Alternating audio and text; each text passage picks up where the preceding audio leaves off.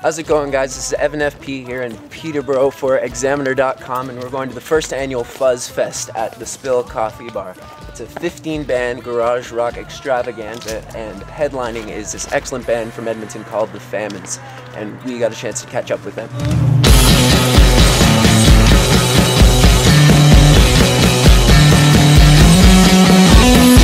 I'm Garrett, and I play drums. And I'm Raymond, and I play guitar. The one that's 2 on 3. 1, 2, 3. The Famines. That's funny, come on. I think what most people don't realize is that Edmonton is actually a tremendous place, and there's almost 1 million people that live there.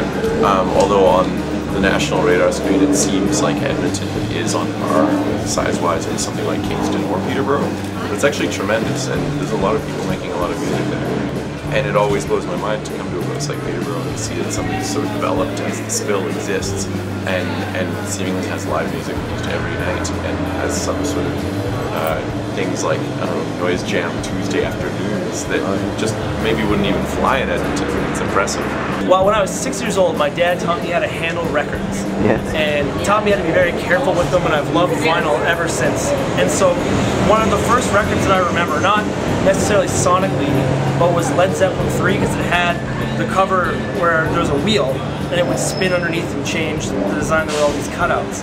There was a band called Blue Cheer, and I thought the drums in it were monstrous. And my dad tells me that as a kid I would tap on like pots and pans to Blue Cheer.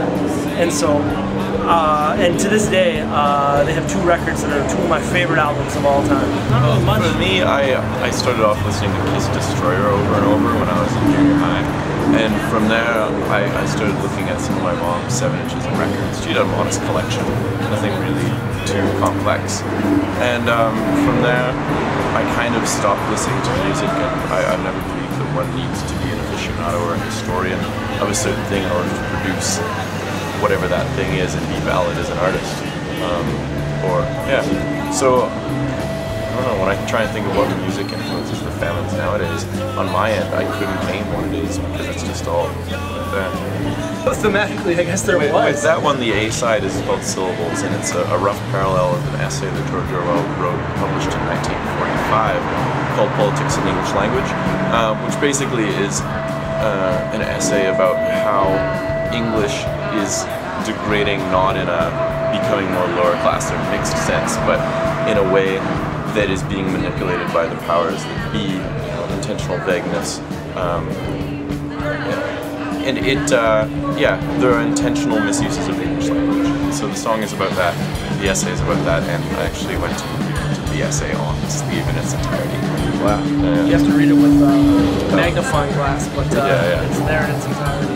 B-side is called God Lies If You Want Them, and I suppose it's for a roommate of mine who, I don't know, sometimes when people break up, the one person will say things like, "You're perfect for me, Garrett.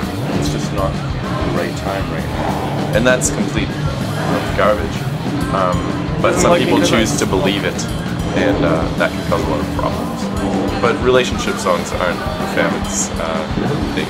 I think songs with arguments and purpose.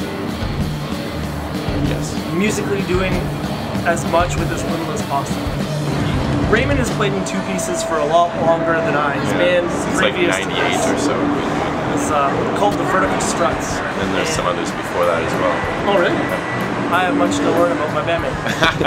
But yeah, I played in a band that was kind of a 5-piece standard issue, vocalist, 2 guitars, bass and drums, and I found that I was on the forefront a lot more in the Famines, and if I screw up, it's obvious who it is. It's either me or the other guy, which is Monsieur Biesinger. But I think that's very interesting because the music is, well, drumming-wise, there's a lot more character to my playing than I had in other bands that I think are necessary accents to, not necessarily fill in space, but add character to a song that has such a minimal skeleton to it. We're forced to be more inventive because we have less elements to play with.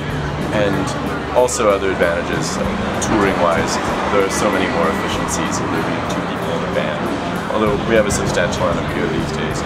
But yeah, I mean, we certainly get a discount when we get a hotel when we only have 2 people instead of 6. I think that there are a lot of people who already feel the need to play rock and roll, and I think that will never be a shortage of artists and people who are willing to pick up a guitar. But I think once you do that, I think you should not be afraid to think about where economics and music or creative art meet.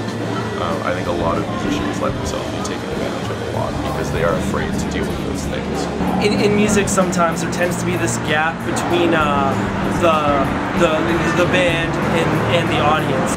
There's this division between them, and I think that you just have to be willing to go out and just do it and just play and do it because you love it. Because I mean, anybody can do, you know. I mean, and the Famines are on a very, very modest level. You know, we get to tour, but you know, it's just like we just send out emails, talk to people, meet new people, and it's like that's more than half of what makes touring good.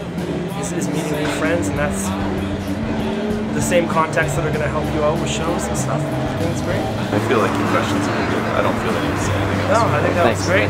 Thanks so much. Thank you.